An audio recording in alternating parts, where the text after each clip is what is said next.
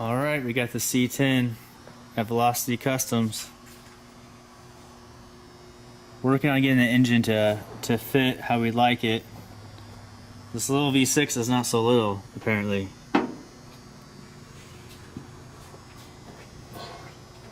So the alternator is going to hit the frame there. That's issue number 1.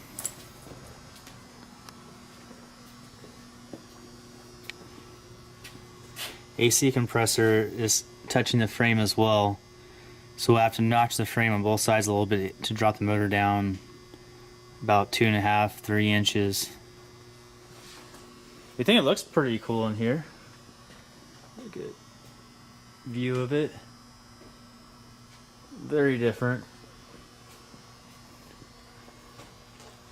Good amount of room, and the engine will come back another 3 inches. But to get it to come back, we have to figure out on notching the frame. It's a little bummed that that has to happen now. Clearance underneath. I think the oil pan will be all right once the engine comes back. Oh, let me zoom in.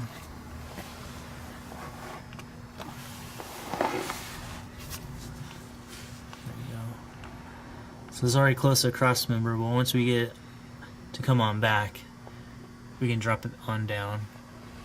The exhaust is coming out just fine. The cross member is not too big of a deal. Main issue is just setting this engine in. What's cool, this is not the only LFX swap going on in the shop. Come over here. This is a Datsun? Datsun, yeah, 76. 76 Datsun. So this swap, we work together and we want to do it right. We have an excellent cooling system. This is a 2016 Camaro Cooling Fan, and it's a variable speed fan with a controller built into it. So that way this engine is cool just like it was from the factory. Corvette mounts. Corvette mounts. So the engine stands are factory, then a Corvette rubber mount down the bottom. Right now he's just adapting the exhaust to fit. This car is going to fly. ECU in the factory location along with the busman panel. Exhaust is done on the other side.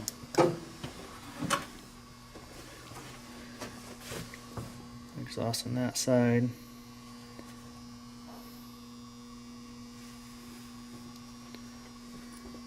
Oh, so that's the hood latch. Yeah, that's a hood latch. Wow. So we're gonna have to raise it up a little bit. It's gonna be it's gonna have to be a little higher. It won't close down because this part it's a little higher than here. I mean, the other way we can do it, it's when we notch the. We can make a hood scoop on the original hood. And it'll clear everything, so then it'll close down. Will you move the engine back any further, or are you gonna keep it there? No, he can't move any more. Okay. Yeah, that's all I can.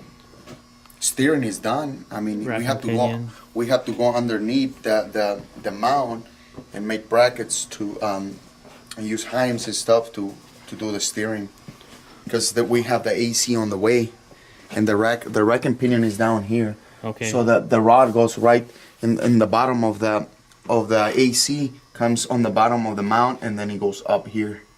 That's what we're having little issues on the exhaust, but it shouldn't be that big of a deal. Yeah, so this is 323 horsepower, and what this car came with? Probably 75, if that. Yeah, this should I think it'll run high 12s. Should. A quarter mile with a completely factory V6. And then with the six-speed automatic tap shifting transmission, it will be insane. Cool. Very nice. Then over here we have, what's this, a 68 Camaro? 68 Camaro RS with the 2011 Camaro Super Sport engine. 6.2. So this is a 6.2 L99 engine. So this has VVT, variable valve timing, It does have DOD. So this engine, this car will flat get it once up and going. It's attached to 6L80, so it's going to have a 4-to-1 first gear. It's going to scoot. We modified a factory L99 harness, and there you can see the factory computer, and then we add this busman panel. What's nice, it keeps all the electronics in the engine bay, so you have room inside for your AC system. We just pretty much mimic what the OEM does. This thing got done really quick. You want to start it? Sure.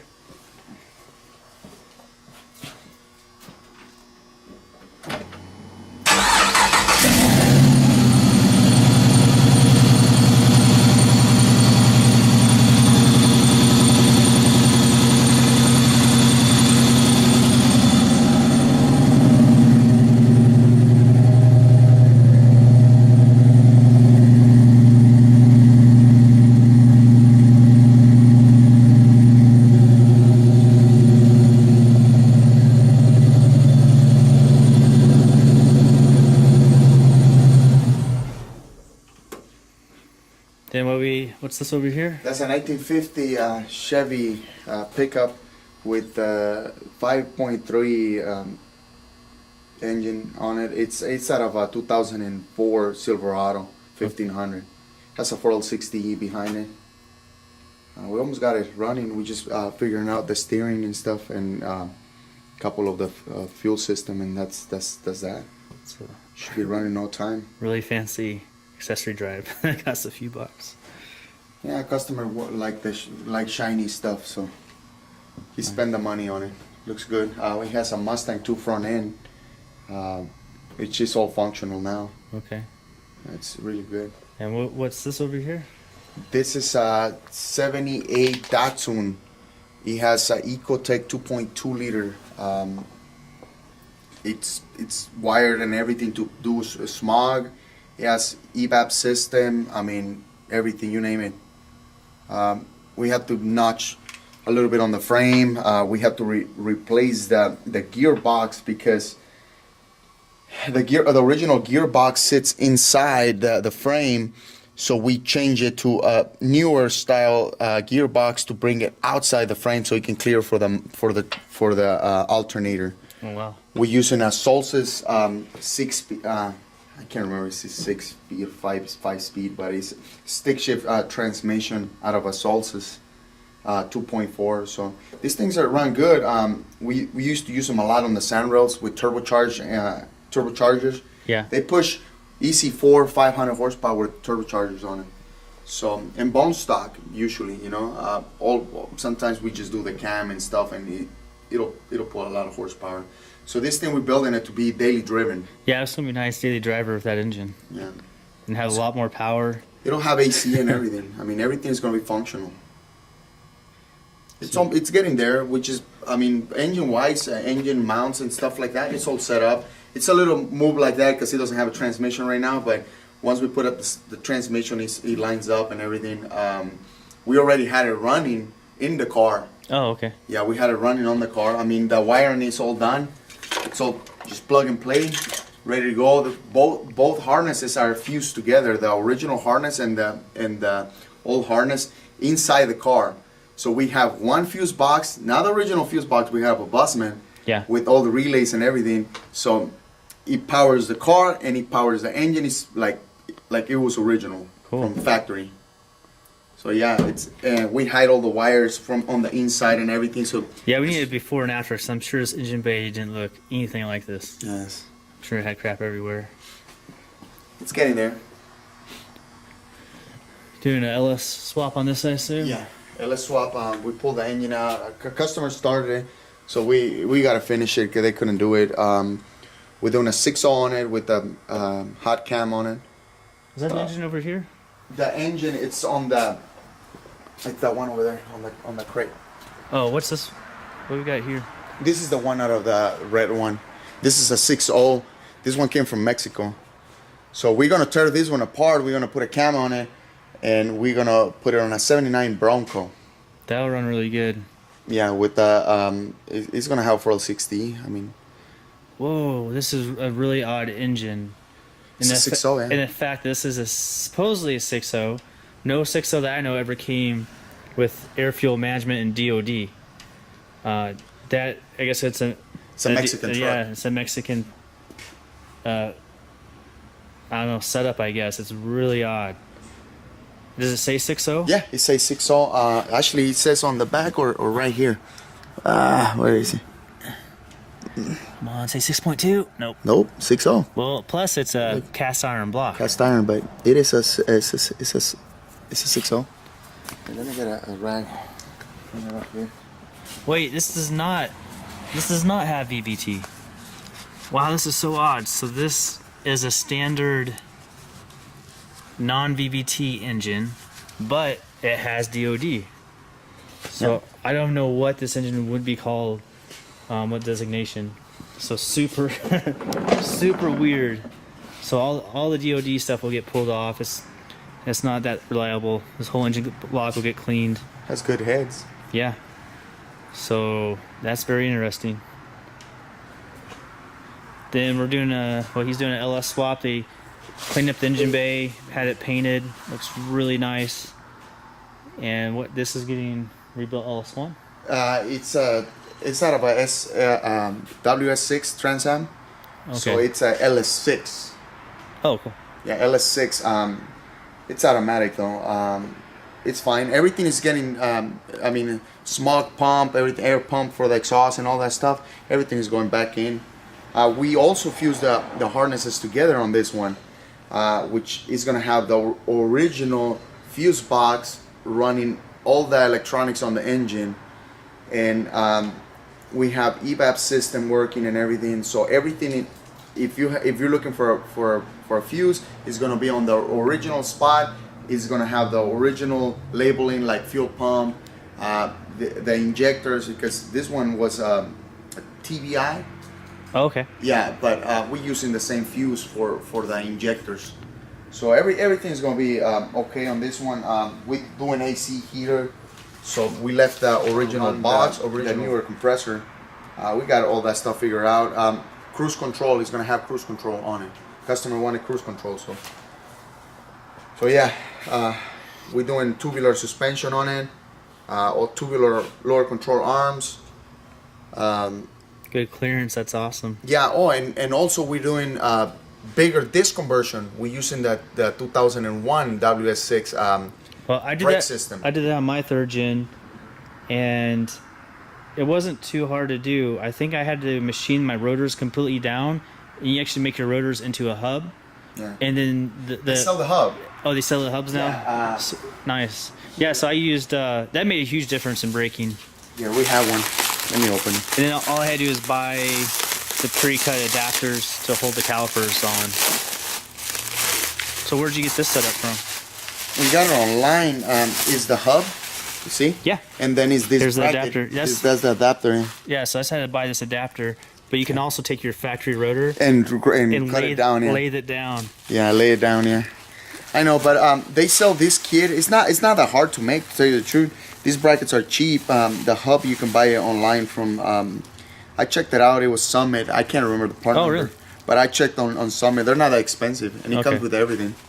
So it'll bolt. Everything will bolt on of the brake system. We're also doing the rear brakes. We're gonna do disc brakes on the back with the original rotors from the WS6. So it's gonna be cool. Yeah, the brakes made a huge difference in mine. I had like a 91 Firebird formula with a 350 in it. But the 350 made torque up to like 3,000, and 3,000 above was no power, nothing. It was crazy. But just putting around, that thing it pulled so nice at part throttle. But then it had emissions codes, and I was trying to get the check engine light off, and working on 350, versus a LS1 was such a headache. Oh yeah. With that, the intake looks super cool, but the intake is what chokes it down so much. With those runners, it looks like it's a good flowing, but it's not. So that was a cool car, but the interiors are pretty cheesy in these, and it just rattled all the time, made all sorts of noises. So that's I got rid of it. So this is a 2007 Silverado, and this is from Mexico. So it has that oddball 6.0, and it got pulled out, and Miguel threw in a 525 horse. 525 LS3, yes, 6.2, and we put a 6L80 transmission and transfer case so he can have 4-wheel drive also. So that's a pretty big deal, because this truck came with a 4L60E, and to put a 6L80E, very few places know how to do that, because that's a completely different network, completely different wiring harness, computers, and to make everything work with the gauges, the body control module. We're very confident we can do it. We got the parts coming in next week, so we'll change the engine harness to match everything, program the computers together, network them together, and we should be fine. We'll need a stall converter for this. That 525 horse is going to need at least a 3000. So we did the transfer case and the transmission, and guess what? Drive lines fit. The back drive line fits. We didn't have to do any conversion. The front drive line fit. Okay. We didn't have to do any conversion, so that saved us time. Cross member fit. So it was pretty much just thrown in there. As long as you have the correct parts, everything bolt on the way it's supposed to be from factory. Yeah, and the reason we're changing from a 4L60 to a 6L80 is the 4L60 is very expensive to get built up to handle 500 horsepower, because the problem is the physical size of the clutches and the hard parts are not the same as a 6L80. 6L80 is much stronger, has clutch to clutch shifting, much stouter. And the 6L80 shifts extremely fast. We can fully program it. There's just so many benefits. We'll have true tap shift. Plus the LS3 is a Gen 4 motor anyway, so we're matching everything up to work perfectly. And when you mismatch, I know LS motors are like Legos, but a lot of things, it'll just never be right when you put a high horsepower engine behind a weaker transmission. And again, this is a truck, so we want those better gear ratios, a 4-to-1 first gear. This thing will just annihilate the tires and just drive effortlessly. The 4L60E has a 3-to-1, so that's 25% more torque in first gear. So Miguel didn't waste any time. I actually thought just the transmission was in there, so that's cool. So that's a 6L80 in there right now? Or? Yeah, 6L80. Holy, you did this only in 2 days. Yeah, nice. Actually, I pulled the engine out in 2 hours, and we washed it down, and within another 2 hours, I had the engine back on. So I have about 10 hours to doing this. That's all we have. I must and that not, was one guy. I must not pay attention, because I thought you still had a little ways to go. Wow. No, this thing should be running next week. That's awesome. We did the Corvette Accessory Kid. So, because he wants that Corvette look, you know. So he says, whatever you got to do, make it look like a Corvette.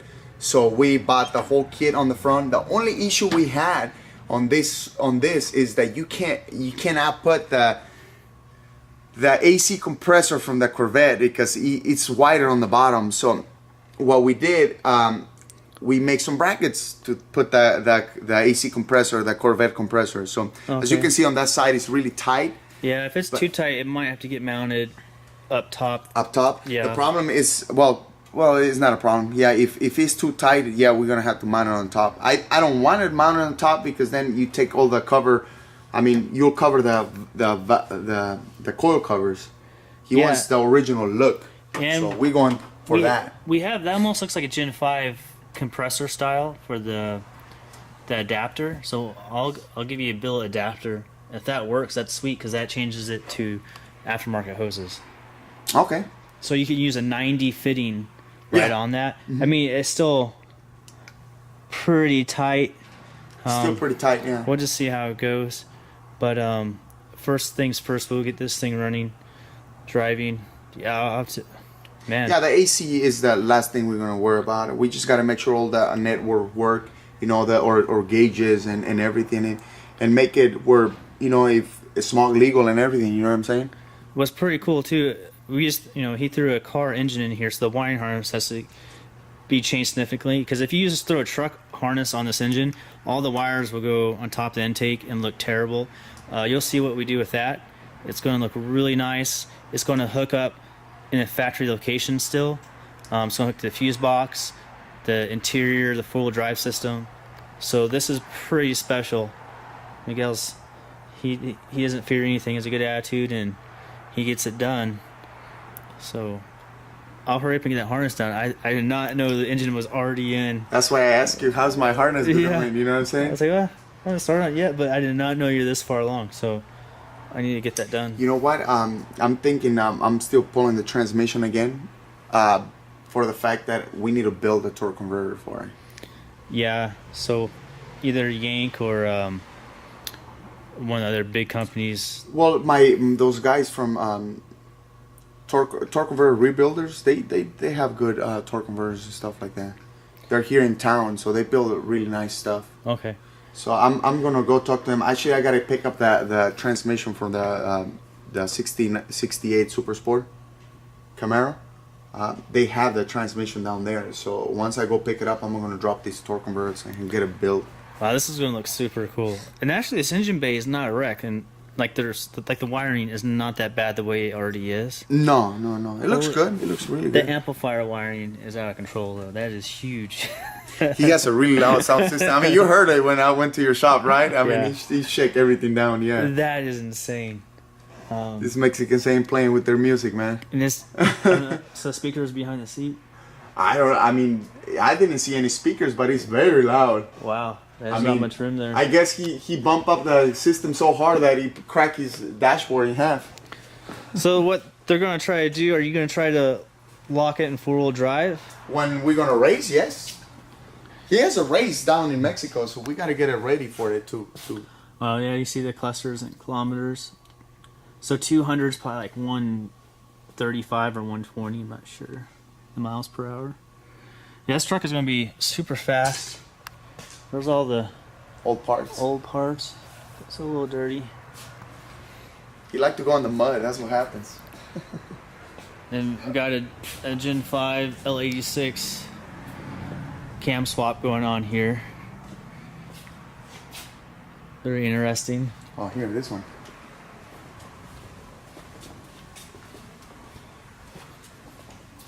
This is a 54. Oh, I thought this was your truck for a second, but it's not. Okay. 54. That's an 2004 LS1 in it, out of a Corvette. Yeah, it has the 241 heads. Interesting air box. That works. Not air box, but air intake. Yeah, air intake. We use it like this. We use these ones on the sand rails because when you use it on the sand rail, the wing is like right here. So you got to use this one so it'll turn right away. And they're bulky like that, so the air can flow better. But since we didn't have a lot of space here, we had to use one of these and then bring it down. The filter is on the front, so we are really getting cold air is right here. See? Yeah, this thing will run pretty nice. It runs already. Yeah, you see. I mean, it looks like it got pulled from a field. It was in a mine. We bring it from a mine. Oh, this is the one I wanted to buy because the patina was so nice on it. Yeah. Oh, awesome. On the fuel tank, is this an S10? S10 frame, actually. Chassis fuel tank was nice. When you have a fuel pump sub like this, it's real reliable because it's OEM. Exhaust is run to the back. We just put that muffler there because it's so loud without it. And I just can't stand it. It runs now. You want me to start it up? Oh, it's all right. Who owns this? This is a friend of mine. Okay. Cool. Of course, the wheels will get changed out. There's this factory wheels. S10 wheels. Man, you got. We're using a Ford brake booster and Ford brake pedal and everything.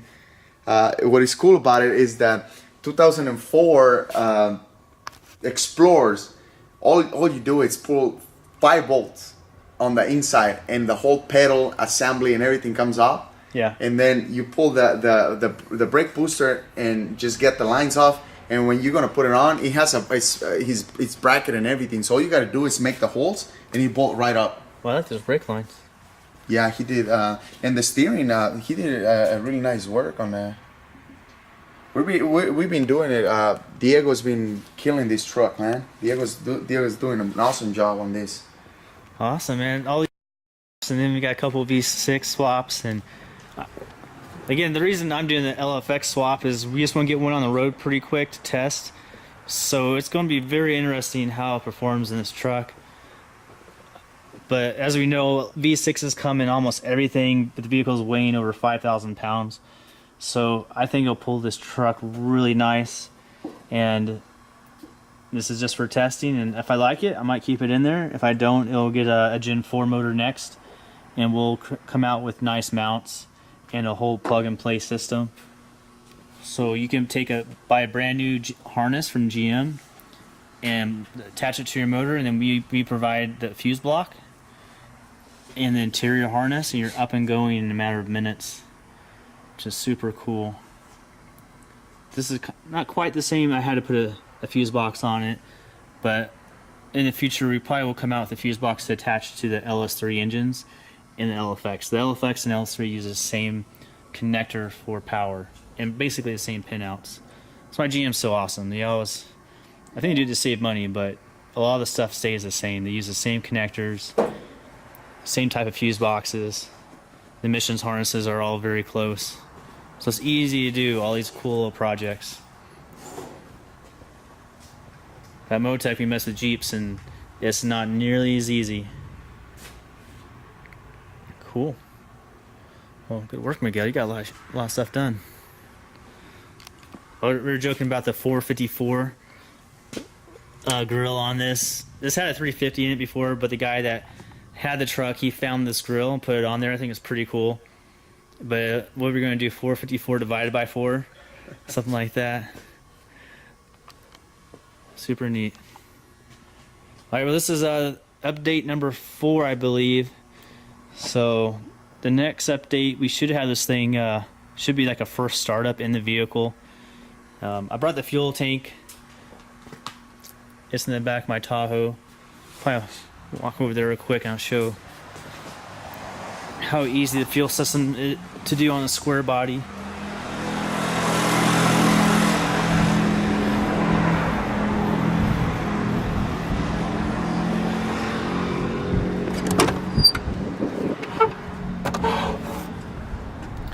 So this is an 87 Blazer fuel tank, and this is a fuel injected style tank, so it has a bucket inside to keep the fuel from sloshing around. And then you buy the cylinder for the same tank for about $60. It comes with a fuel pump, which is incorrect. It's for throttle body injection, so it makes low pressure. You just changed out with a AC Delco 381 pump, which is exactly the same externally, but it's a high pressure pump. So we swapped it out. I pre-wired it. This is for power, and I will throw it in here. I just cut the lines off a little bit, and they're already flared, and this fit right on. This quick disconnect. So this will get nylon line up to the engine. This is the output, and this is the return, and it will go to the filter as well. So we got a lot of stuff done, a lot of stuff ready to go. Now it's just doing the physical work. Cool. Well, we'll keep you updated. Thanks for watching. Bye.